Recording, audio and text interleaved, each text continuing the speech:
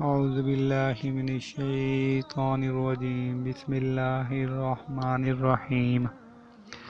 السلام علیکم دوستو، کیسے ہیں؟ امید کرتا ہوں آپ سب خیریت سے ہوں گے۔ اللہ تعالی ہمیشہ آپ کو خوش رکھے اور غموں سے دور رکھے، اور اللہ تعالی آپ کی نیک مرادیں پوری کرے۔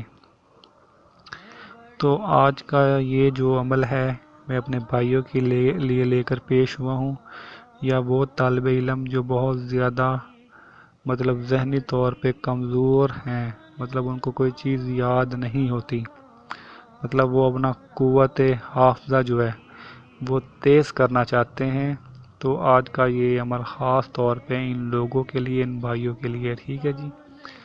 اگر میری بہنیں کرنا چاہیں تو وہ بھی یہ عمل کر سکتی ہیں۔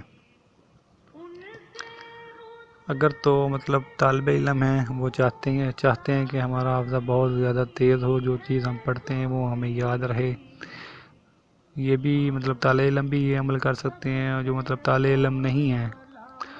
علم نہیں ہیں تو آفس وغیرہ کی چیزیں رکھ کے بھول جاتے ہیں، یا بھولنے کی بیماری ہیں جن لوگوں کو، وہ بھی یہ عمل کر سکتے ہیں، ٹھیک ہے جی۔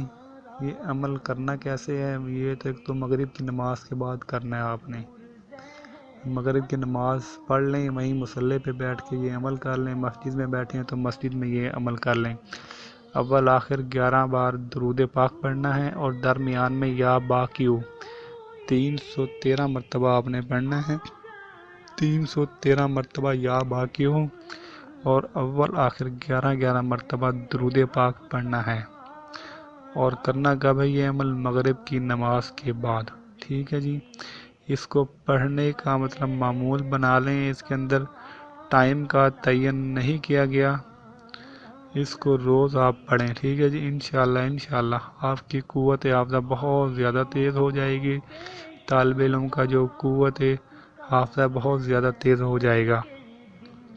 اور وہ بھائی وہ بہنیں جو چیزیں رکھ کے بھول جاتے ہیں، بھولنے کی بیماری ہے، دماغ بہت زیادہ کمزور ہے، تو وہ بھی یہ عمل کریں تو ان کی یہ بیماری جاتی رہے گی۔